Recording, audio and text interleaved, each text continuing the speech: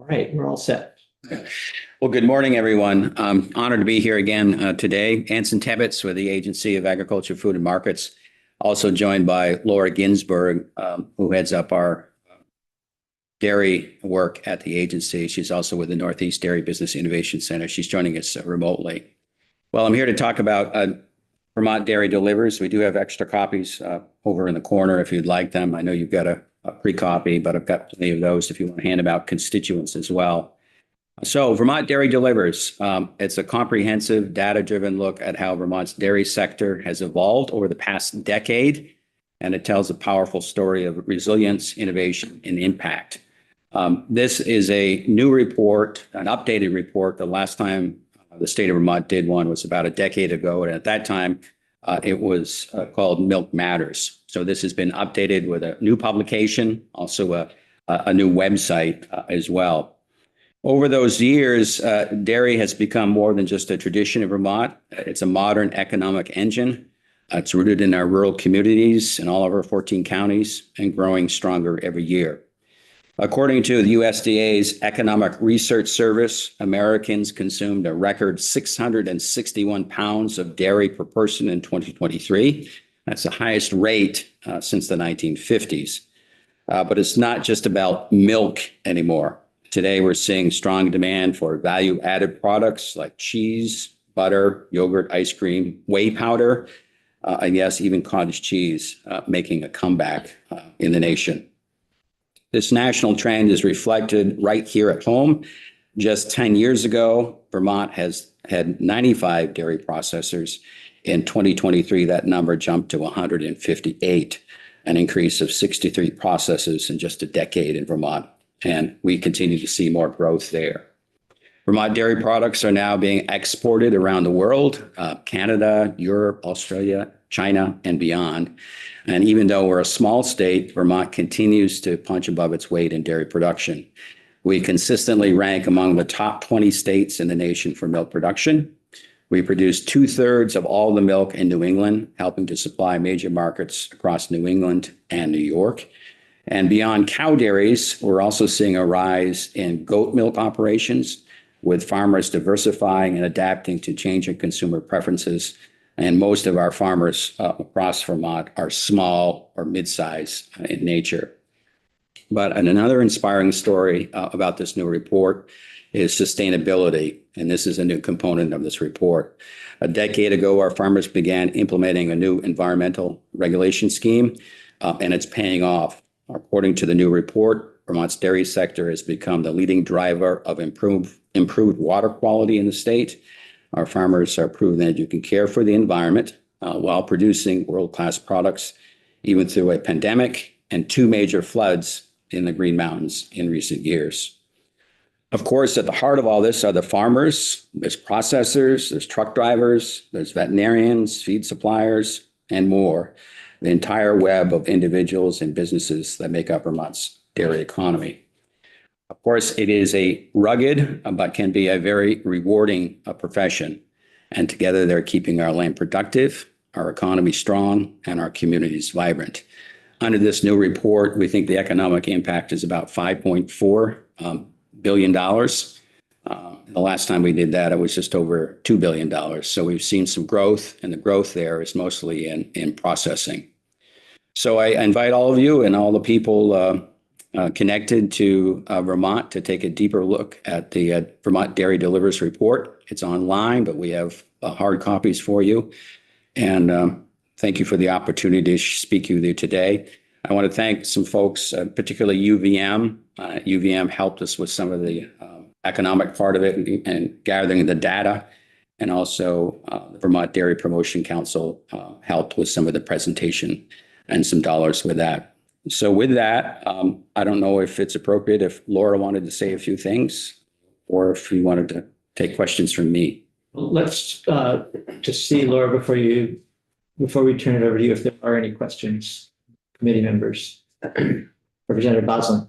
Yeah, thanks. You mentioned that most of the farmers or the dairy farms that we have are small or mid-sized. And I recall earlier this year, my intern was doing some research for me. And she said that if you actually looked at the number of cows that were in dairy farms, it was actually the bigger ones were increasing and the ones that were smaller were less. So I'm wondering if you can just say a little bit more about what is the breakdown of dairy farms and size and where the trends are going. Sure. So about 37 of our farmers have more than 700 cows. Yeah. So that's, but the remaining, we're about 450 from that. So the remaining of those farms are below 700. So there's a range of, 200 to 700. Another component is 25% of our dairy farms are organic. Many of them are smaller, and they, depending on where they are located, and many of them are located essentially in maybe some areas, some of our hill farms. So that's where, and a lot has to do with the land and how you can use your land and expand.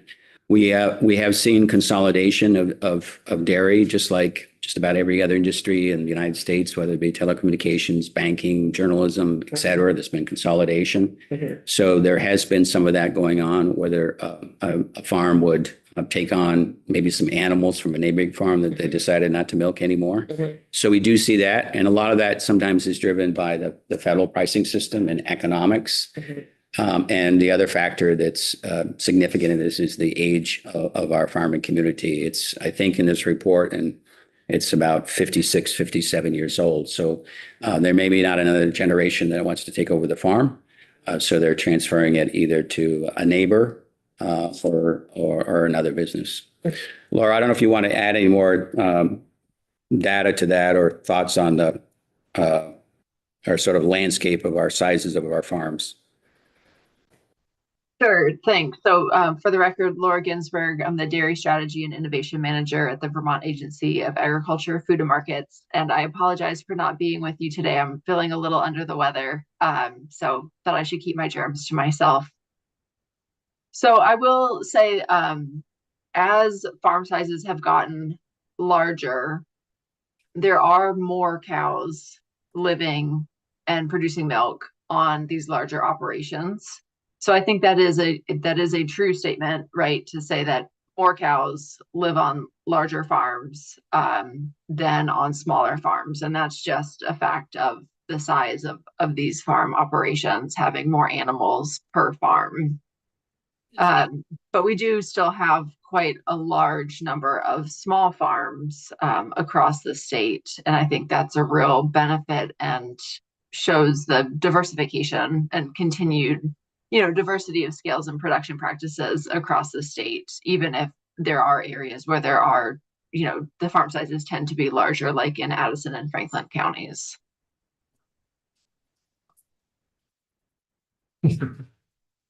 Representative Boslin, are you all set? Yeah, that's good. Thank you very much. Representative O'Brien. Secretary, could you explain how the so-called checkoff works? Because it goes first to a Vermont dairy promotion, and then most of that money goes to a New England one. And I never really thought of it in terms of we're producing 2/3 of New England's milk. So in some ways, hopefully 2/3 of that New England promotion helps our farmers out. Yeah, for decades, the dairy sector has had a checkoff program, and I'm going to let Laura fill in some of the blanks. So it comes directly out of their milk check. So there's an assessment, and I think it's 15 cents, right, Laura? Correct? That's right. So it is 15 cents per hundredweight, and the state of Vermont is slightly unusual in that every dairy farmer who's licensed with the state has to pay into the state checkoff portion, which is 10 cents. So whether you milk cows, goats, or sheep, or you're organic, that 10-cent assessment comes to the state. Other states, they don't collect that from either the small ruminant community or organic. And then organic farmers also have the option to opt out of the national checkoff program, which is 5 cents that goes to the national program, which is called Dairy Management, Inc. And of that 5 cents, we have no control over what that funds. So we have the 10 cents that comes to the state of Vermont, and we manage the program at the agency. And it's the Vermont Dairy Promotion Council, which is a board made up of farmers. And it's their decision how they want to distribute that money. Do they, for example, some of the dollars go to the Vermont Cheese Council. We get some of the money because we manage the program, and some of our employees work on promotion, very small, but most of it's sort of watching and collecting the money through EB's program and so forth. And that's our main role, is sort of managing it.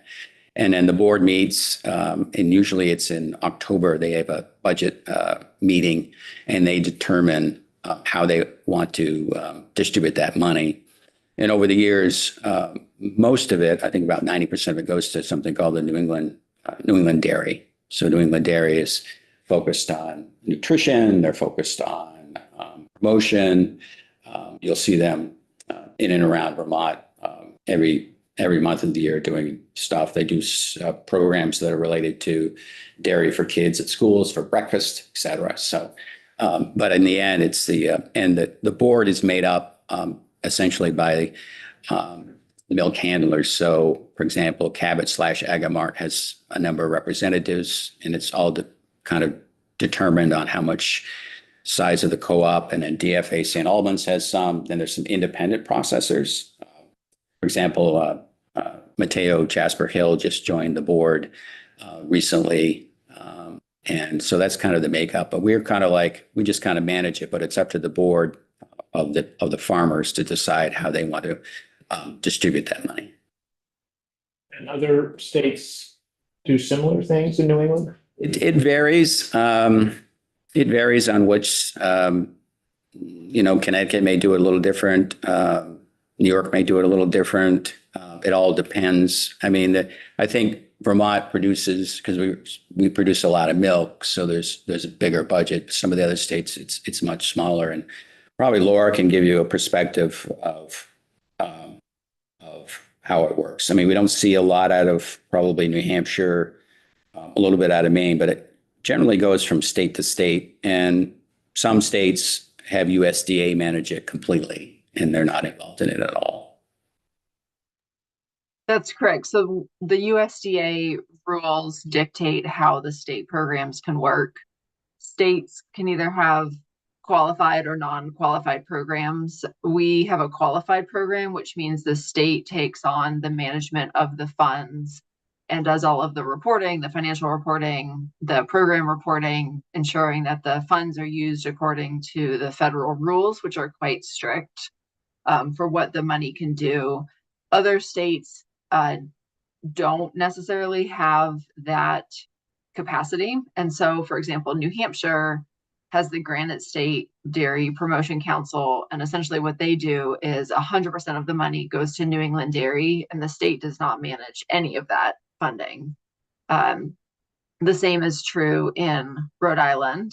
They just have 6 farms down there, so all of their checkoff funds go right to New England Dairy. The remaining New England states, with the exception of Maine, because they're in a state market order instead of as part of the federal milk market order, those states, so Vermont, Massachusetts, and Connecticut, all run a program where the funds are decided and some portion goes to New England Dairy and some portion goes to support other work. The state of Maine, again, is an exception to that because they don't fall under federal market order rules, and so their funding is utilized in a different way. And how much revenue does that bring in for Vermont a year?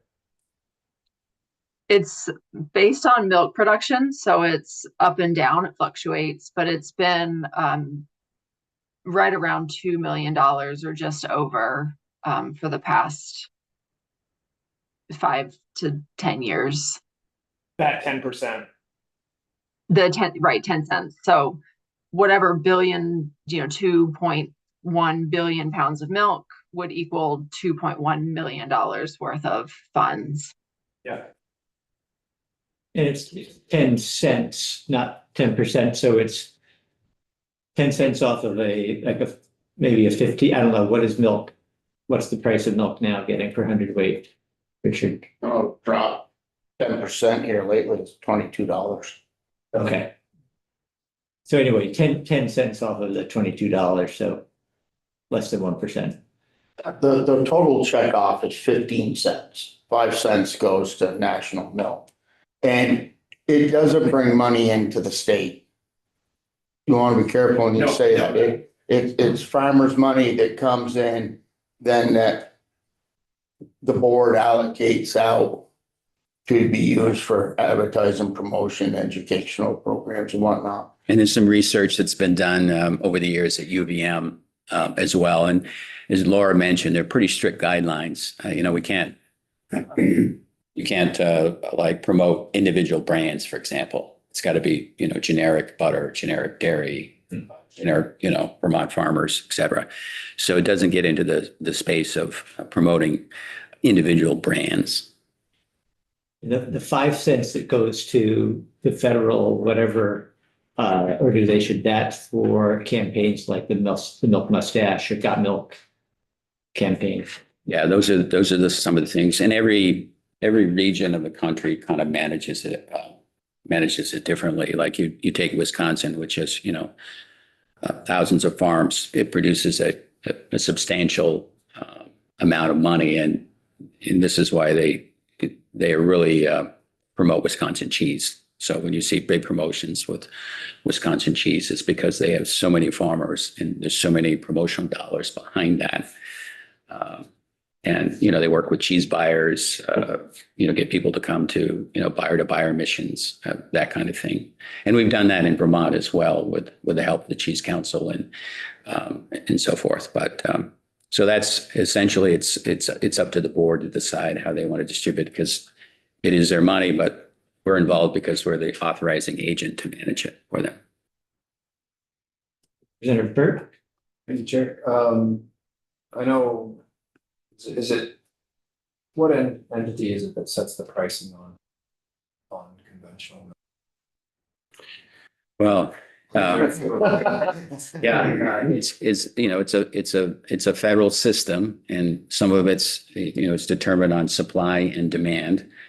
And it can fluctuate from month to month. And, essentially, it's one of the rare cases where someone delivers a product and they do not know exactly what they're going to get paid for until 30 days later. So that's sort of the complicated system of it.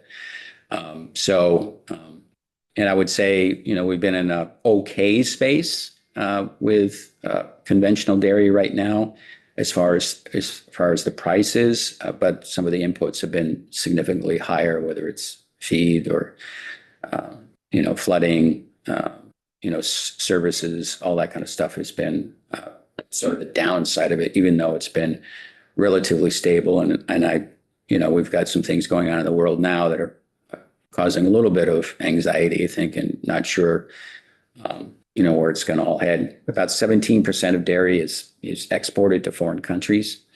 So a little bit here and there can have a big impact in Vermont and the nation as far as those.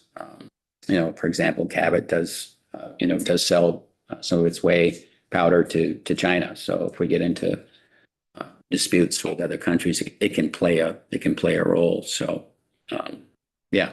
So it's a complicated federal system, and no one, I don't think, has a real handle on it. And the organic community is in a different situation because they have contracts. So that's one of the selling points for organic. They kind of know what they're going to get paid. They get locked into that price. They have a contract with their buyer. And the only downside is that sometimes the inputs go higher than what they're locked into.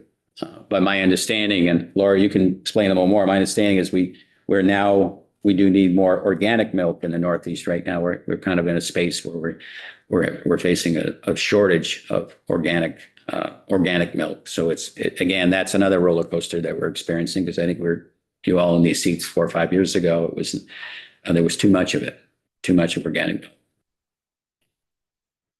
Right. The organic market was hit really hard with the pandemic and the impacts from inflation after that, combined with the high price of feed. So we did see sort of organic in a moment of crisis 3-4 years ago.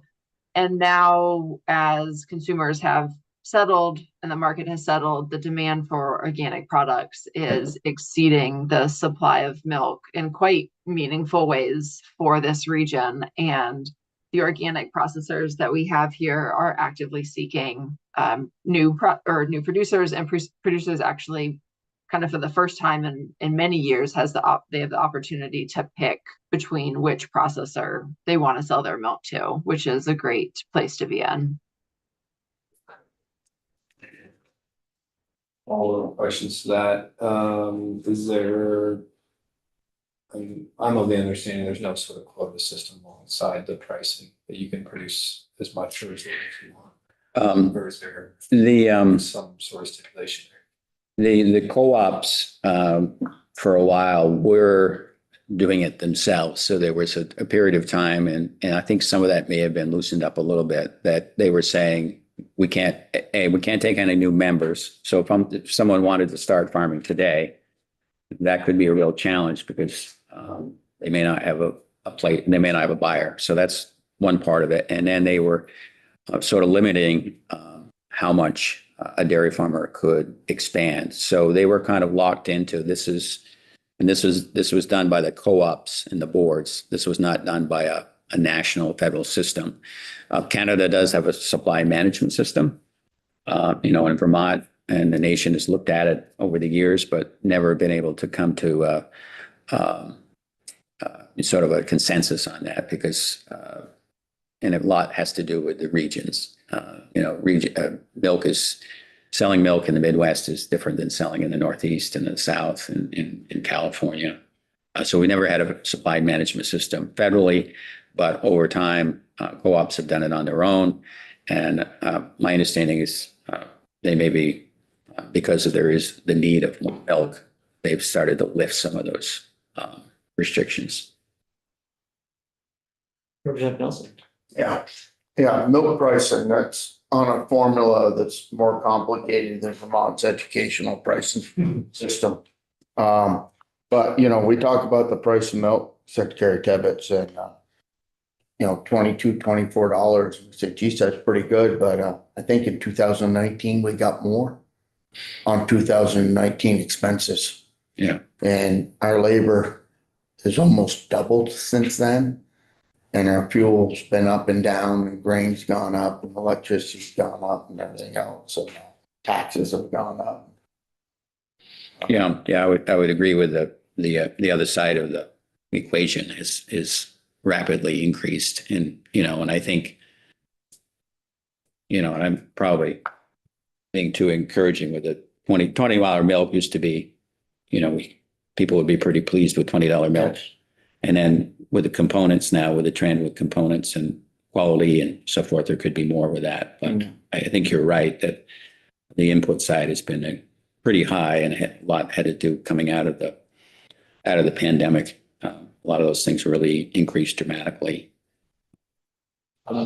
Representative Liskey, and then we'll see if Laura has more information she wanted to share. Yeah, Secretary, I got to read this a couple of weeks ago, and it was really pretty inspirational. But this is a historical question. In the 1950s, and it has to do with the marketing of Vermont. I remember hearing that there were more cows in the state of Vermont than there were people. Is that truth or fiction?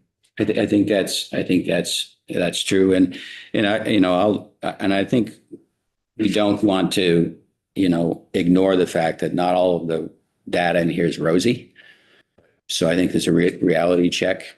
We've lost a tremendous amount of dairy farmers for whatever reason. There's multiple reasons, but we need to protect what's here, and so that's I think it's where we all come in play here is policies that protect what's here, enhance it. So you've got bills that are before you, like the right to farm. I think that would be something that I know you guys are taking a close look at that. It came over from the Senate. That would be something that I think a lot of farmers, not just dairy, but a lot of farmers, we've got issues with farmers wanting to put in pick your own strawberries that are having issues getting done. So it doesn't totally relate to dairy.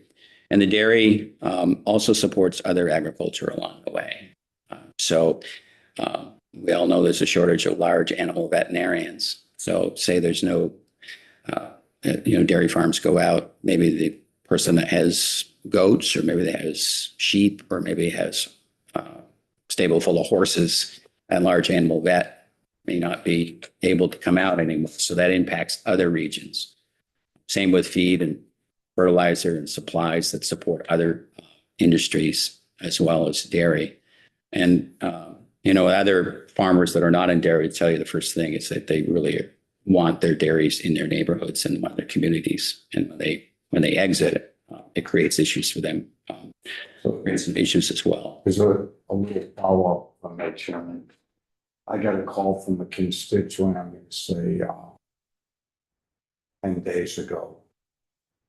And they had been at a select board meeting, and a select board member said, we got to get rid of these dairies because they're bad for our environment. And it's very disturbing to a dairy constituent. And so I bring that up not as an alarm, but you opened your introduction with how much responsibility and burden that the dairy community specifically, but all farming in general, to meet the RAPs and the water quality, total maximum daily loading challenges, how they've been leaders and set a incredibly high bar.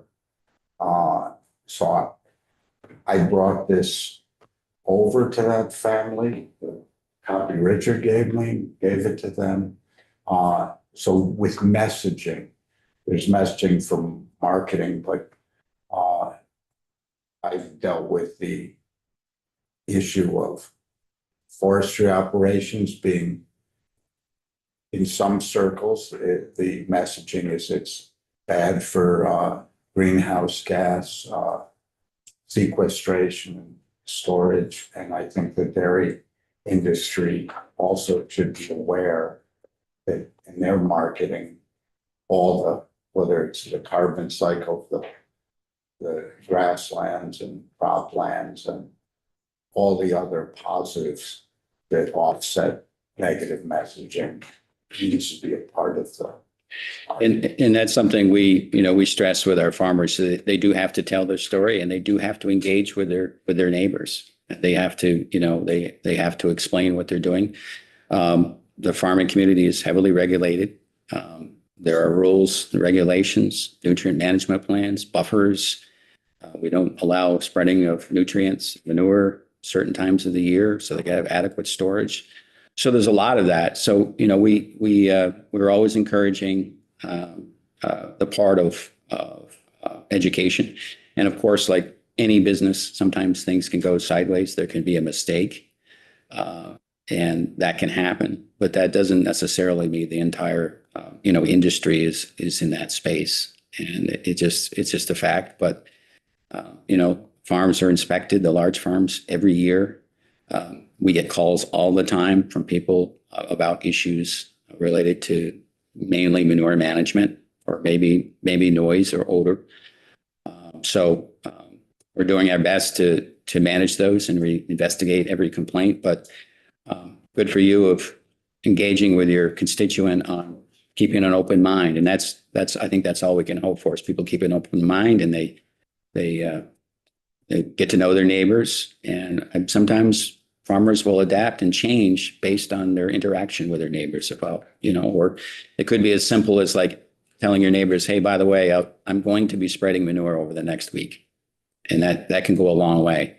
And some farms have opened up their operations so people can come see what they actually do, and see how the cows and their calves are raised, and see how the cows are milked and their land practices. And that's been eye-opening for a lot of people on the farm in a long time. So they don't, have a sense. They have a sense maybe when they were growing up what it was like, but it's changed dramatically in some cases. In some cases, it hasn't changed. So Thank you for that. Laura, did you have some information that you wanted to share with us as well? The one thing that I did want to share, which is some maybe great and unusual news, is, as soon as we put data sets together, they are always looking into the past. And so we know as soon as this report was published that the numbers were going to change. And what is exciting to share today is that for the first time since I've been at the agency for 7.5 years, the rate of farm closures we have only seen 3 farms close for the first 5 months of the year, which I've never seen numbers that low, to be quite honest. And we have had 3 new sheep dairies come online, 1 new goat and 1 new cow dairy since this report has been published. So while these numbers remain very accurate and up to date as far as to the end of 2024, 2025, there will be changes, and it's really trending in a positive direction. And that's due in part to many of the things that are outlined in this report that make Vermont dairy such a strong area of production and processing and sales. So we have a great regulatory community that is housed at the Agency of Agriculture, whose first response to people is, how can we help you, instead of saying no. And that makes a difference for a new business or a business who wants to increase their processing or increase their production in many ways, to have a supportive regulatory authority. And then we have a number of milk buyers who are looking for new milk, and they're open to their farmers diverting some of that production into processing. And without those larger processors able to act as a balancing plant to the smaller processors, many of those wouldn't really be able to handle all of the milk that those farmstead operations produce. And then we have a really strong consumer base that is excited about and continues to demand locally produced food. So when you put those 3 things together, it really does create an environment of opportunity and innovation and growth in ways that are pretty unusual for dairy in this state. The other news that came out since this report was published is that Fairlife, we know, is doing a major expansion in New York, but Chobani is actually doing a really significant plant expansion in New York. And as our neighbor needs more milk, it will create the ripple effect of additional opportunities for Vermont farmers to meet those market needs, or market needs in the state with processors whose producers may be moving into those other markets. So the dairy sector in the Northeast is really, I would say, in a great space. There's a lot of positive investments happening in plants across the region, and those plant investments ensure that farmers have a place for their milk to go for the long term. And a good example is right on the cover, and maybe Laura, you can explain the growth here. It's an ice cream maker that's in Virgins, small batch ice cream, but they're undergoing an expansion, and it's kind of the support that Vermont has given to this entrepreneur who's doing small batch ice cream, but it continues to grow. And we have a few of those in that space. But maybe talk about, Lulu and what we've done to support that operation. And I know they're under construction now of expanding their operation. Sure. We have a number of Vermont processors. So on the cover is Lulu Ice Cream in Virgins. If you've not had a chance to visit her operation, I would encourage you to do so. She makes everything there from scratch. So she makes her own ice cream mix, the base that's used to make the flavors. She makes everything that goes into them. She's got a great scoop shop and is also in the retail space with pints. And then recently has moved into the production of certified lactose-free goat milk gelato, which there is essentially no competitor in that market at any sort of scale. And Laura Mack, who's the owner of Lulu, has really been able to access a number of resources. So she participated in the Cornell Dairy Product Innovation Challenge, which was funded by the Dairy Business Innovation Center here. She was selected as one of the winners, received a tremendous amount of support from Cornell, and is now underway on a plant expansion to be able to produce more ice cream and goat milk gelato, which means she's going to be looking for more milk from both goats and cows. So then again, it's an opportunity for those farms who can supply her. We have other processors across the state. Cabot's recently done an expansion at their Cabot facility. We've got Sweet Cow Yogurt in the middle of a plant expansion. I'm trying to think of Larson Farm recently just expanded their processing capacities, and as did Maplebrook farm down in Bennington just really did a huge plant expansion with their mozzarella line. So we are seeing a lot of significant investment in plants of all scales across the state. And that's just a huge opportunity for us to continue to tell the story of Vermont dairy, why it's important to the working landscape, to the agricultural economy, and really to the state economy as a whole through the provision of jobs and wages and the circulating cash. I think that's another point that is important for this report that isn't explicitly said, but of that, all of that money that's moving through the farm economy, dairy farmers aren't getting rich off of the sale of milk. They are using that money to reinvest through other purchases. So the money comes in, the money goes out, supporting other local businesses who then employ people who are purchasing Vermont goods and products. So it really does have a huge impact on the circulating cash in the state on a every single day basis, in a way that really no other agricultural sector has. Thank you, Laura. Representative O'Brien, you had a hand up earlier. Yeah, Laura, I'm glad you were speaking to Fairlife and Chobani. I'm just wondering, in your report on our decrease in dairy farms seems to finally maybe be stabilizing.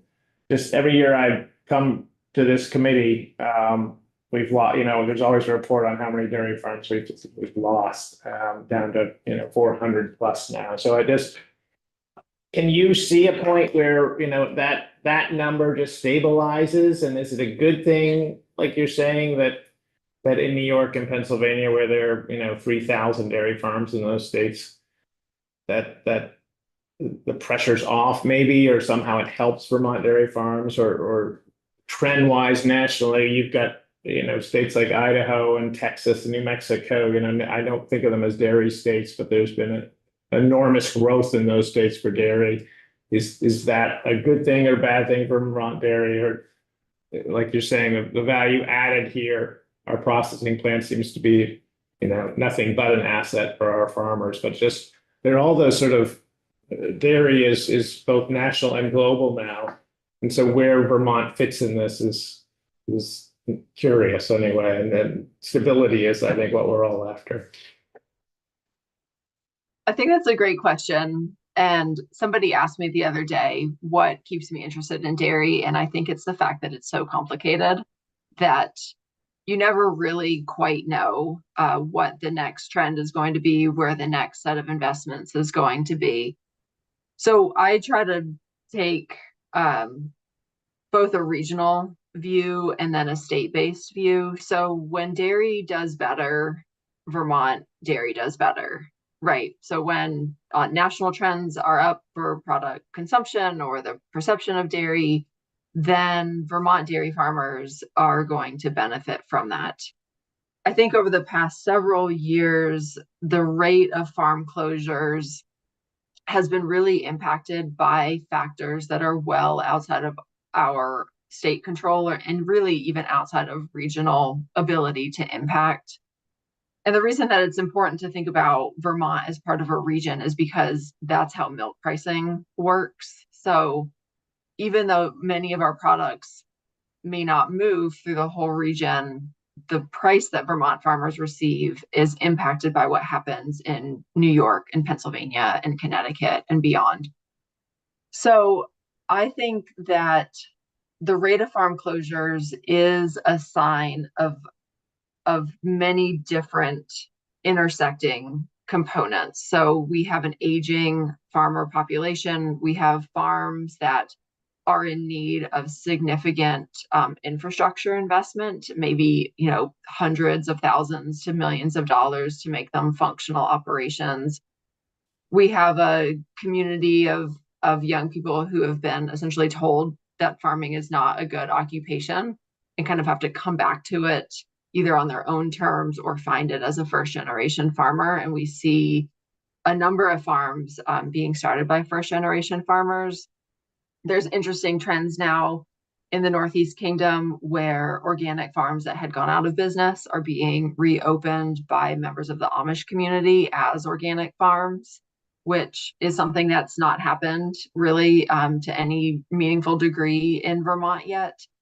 So I think the number of farms is also impacted by people who maybe have two operations and consolidate their milking herd to one location. So while it looks like we lost a farm, it's actually making somebody's life and their day-to-day work much more efficient and effective because they're just managing a milking herd on one place instead of two locations.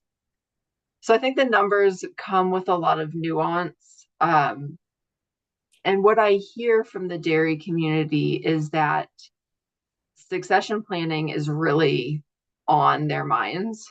Some farms are in the middle of succession planning. Some farms don't really want to talk about it at all. And I think that's what we're going to see impacting farm numbers in the next maybe 5 to 7 years is those farms who engage in succession planning and are successful at it versus those farms who don't engage and would rather have the farm close than transfer maybe to a non-farm family member. So those are things that I'm keeping in mind that are definitely on the radar. I think the market trends are also things that are really outside of our control that impact milk pricing. So any sort of international trade dispute that decreases the amount of exports this country can sell will impact milk pricing essentially immediately, given the amount of dairy products that need to move out of the US to stabilize the supply and demand curves. So there's a lot going on. I think the farms that are in business right now have weathered an enormous amount of shocks. And what we've seen oftentimes is the farms that have decided to close operations are just that's their family decision. And the farms that are still in business are looking for those ways to be more efficient, to be more cost effective, and to find the next generation. So, who knows what will happen over the next 5 to 7 years. I'd love for it to be relatively boring in terms of market shocks or dairy, but really where I see us at right now is quite positive with the developments in New York in particular, and the amount of investment that's going into plants, because that really is the cornerstone of a dairy farmer's ability to continue dairy farming is to have a plant that is functional and produces a high quality, high value product. Laura, I'm thinking of Monument Farms and outside of Middlebury. I'm not sure where they are exactly. Yeah, over in Addison County. And I don't know whether there are other comparable size farms that are bottling or doing their own processing. Down in my southwestern corner of the state, we don't have any in Vermont, but there's in retail stores, I can find milk from a farm just across the Massachusetts line and one just across the New York State line. What sort of scale, and maybe scale is just, one question you would ask, but since consumers seem to more and more to know exactly where their food is coming from, milk being, just one example of that, should we expect that in the future, there will be more or fewer operations like that, knowing and thinking about the Rutland Thomas Dairy Farm that went, stopped, it went out of business or stopped doing that. Yeah, sorry. Somebody came to the door and my dog started barking. It startled me for a second. On processing scales, I think there's a place for everybody in this state. And I think that's what we really see in this report, is that the growth in processors is not necessarily in large scale.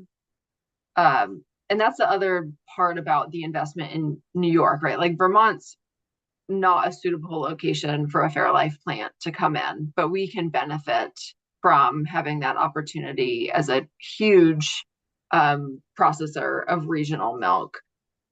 We see folks coming in that are milking 10 cows, 15 sheep, and they're making a very small amount of product. They're selling it into the hyper local community, and that makes ends meet for them, and that's their goal. I would say one of the best examples of somebody who's been really committed to the stay small and market creatively model is Lainey Fondelier of Lazy Lady up in Westfield, right near the Canadian border.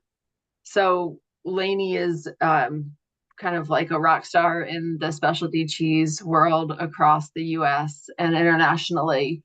And she has been committed to staying at a small size and making a small number of cheeses every year. And that's sustained her business. It's been a successful model for her.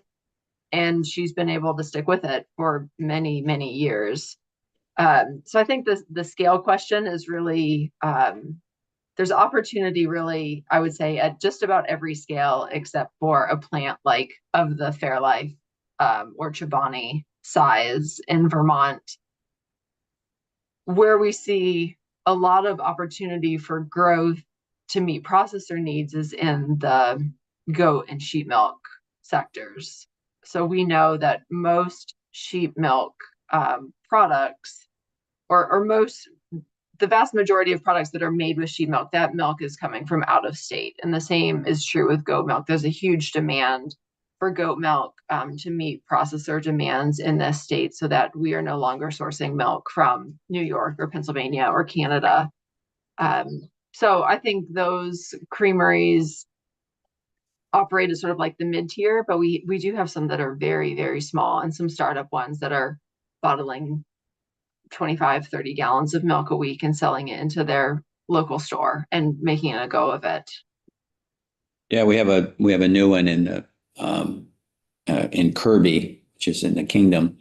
They have a number of cows, but they're decided to, for their operation, they're going to do a value added. So they've got some bottled milk and they're just underway. So that's kind of a new business, a pop up. And I suspect that maybe they still belong to a co-op and sell their excess milk that doesn't go into there, but they're making a go of it. So they're going to start in Kirby and Essex County and start to get into their local co-ops and their stores. Another one down your way is Woodlawn Creamery, which has come on board down in Pollitt.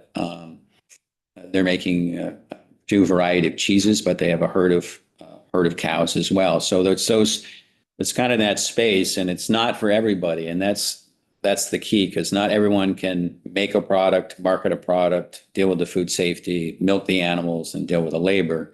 So there's that space that, their specialty, they just want to sell to a co-op or milk handler. So we've got to keep our eye on that, but we've also got to have opportunities for people if that key piece of infrastructure they need, or if they need that pasteurizer, which brings me to, this committee, keep your focus on the Northeast Dairy Business Innovation Center. We've had that a number of years, and thank goodness we've had it USDA funded, but it's in Vermont, and millions of dollars has gone to Vermont, but also the region.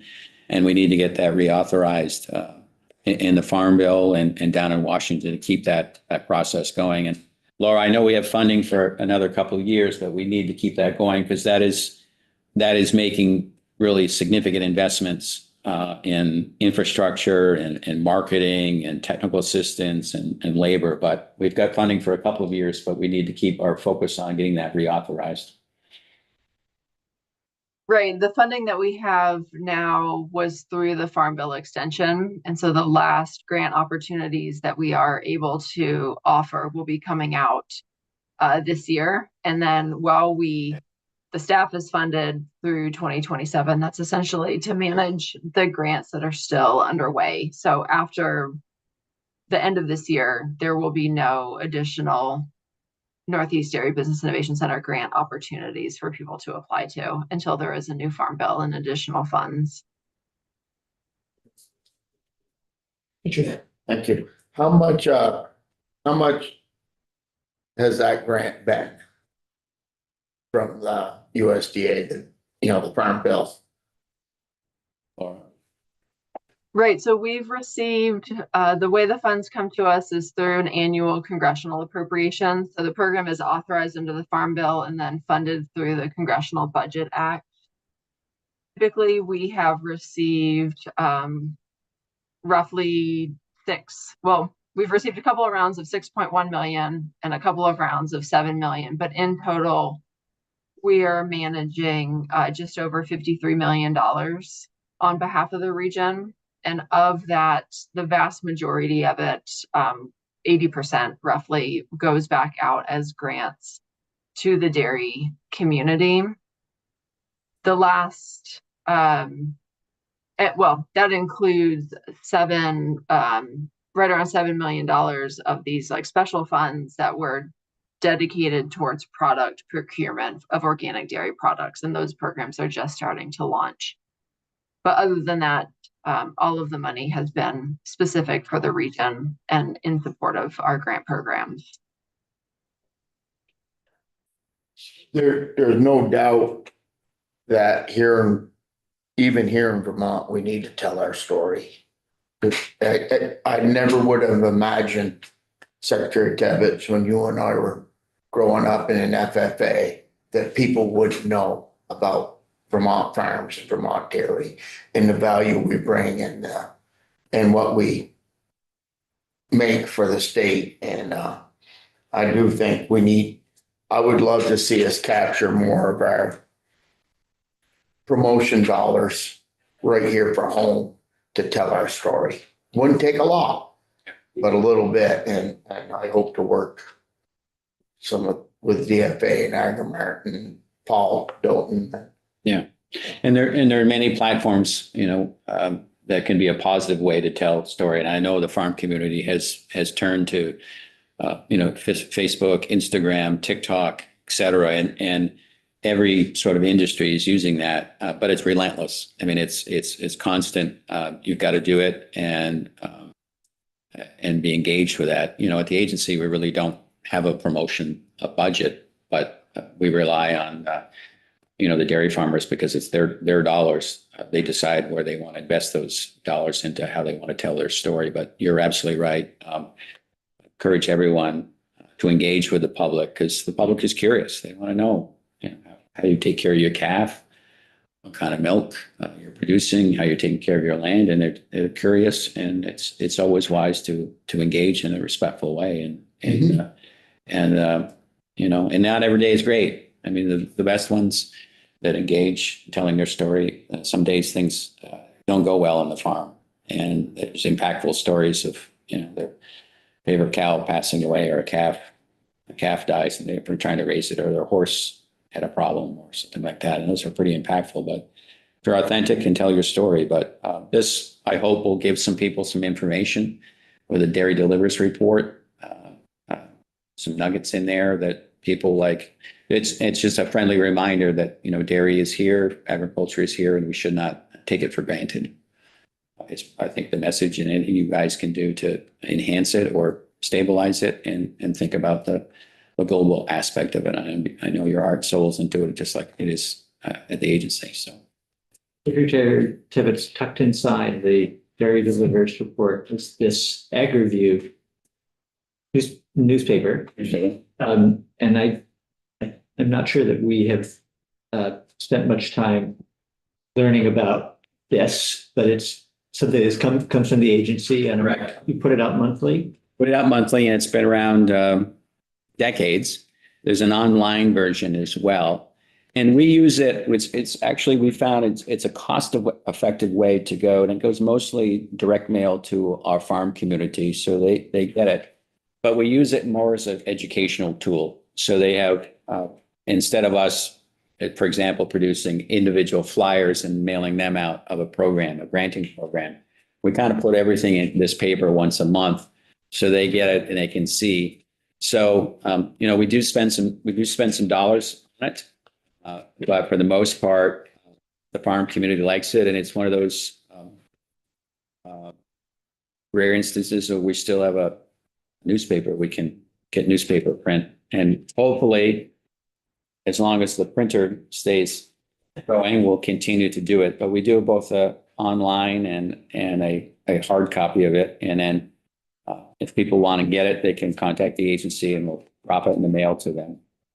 For that, but we use it mostly for educational purposes for the farm community to learn about our programs, because we do have a tremendous amount of programs, and we need to let everyone know about it. This particular issue does focus on the report, but if you want to find some hay, if you want to find a chicken, that's in there as well.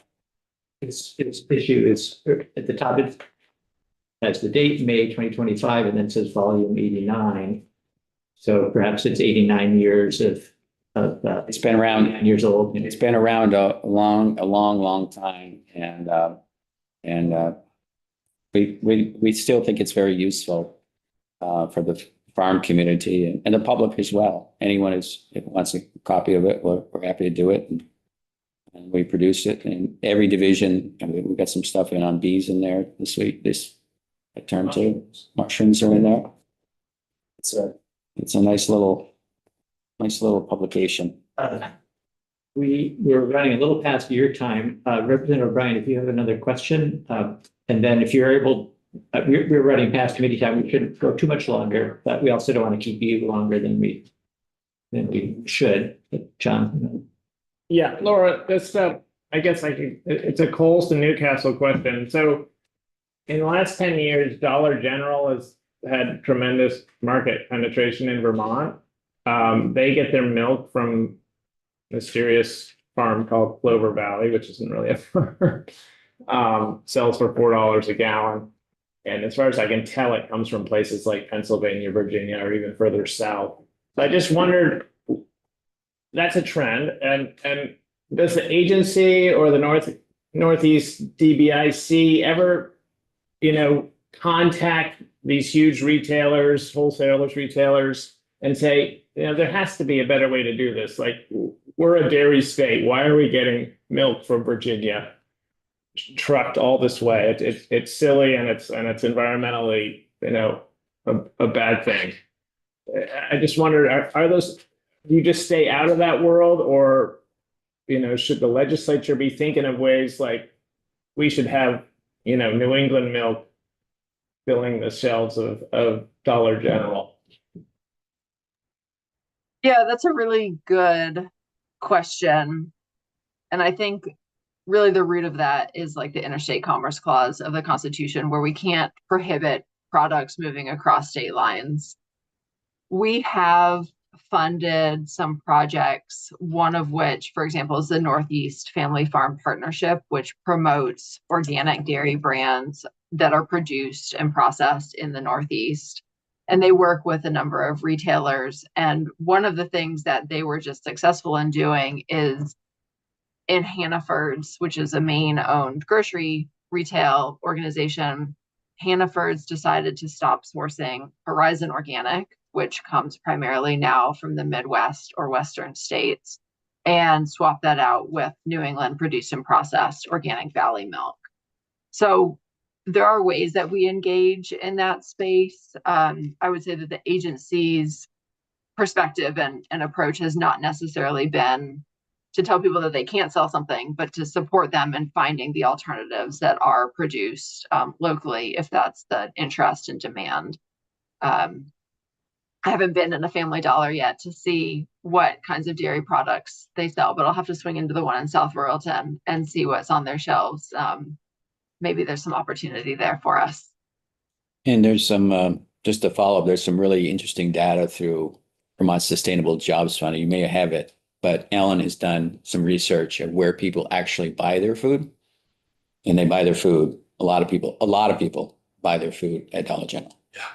So if you look at the data, it's extraordinary where people buy their food. And she's got the data where, so, that's why, we've had discussion regionally is getting together with some of these, significant buyers of food and having a discussion about them. Could they source more from the region, especially the region? But you'll find in some of that data with Ellen, she's done some studies on where people actually buy their food, and surprisingly, and a lot of people are, and it could be access and where they can get it and price and all those things. But they do, a significant population does buy their food at some of those box stores that are national chains that pop up from time to time. Yeah, I have no idea where Walmart gets their milk from. Plant code for Great Value milk is right out of Franklin. Same plant 50. code as And Grove Farms. 50 is the Vermont code. So if you see 50 on the container, that means it was bottled. Now there could be some, milk, as we know, moves around a lot. So it could be coming from another state, but when it's bottled, it's 50.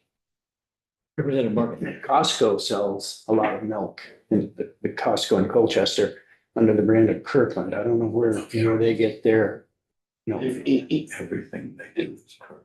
So on every gallon jug, there's a plant code. And the plant code, I can't look. Grellick Farms has a plant code.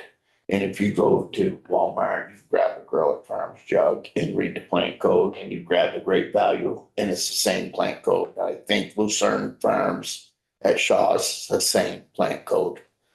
So a lot of that's bottled right down there, and it could be our milk that rolls in there and gets bottled, and so Kirkland, you'd have to read the plant code, and they make a deal with DFA or Booth Brothers or whoever.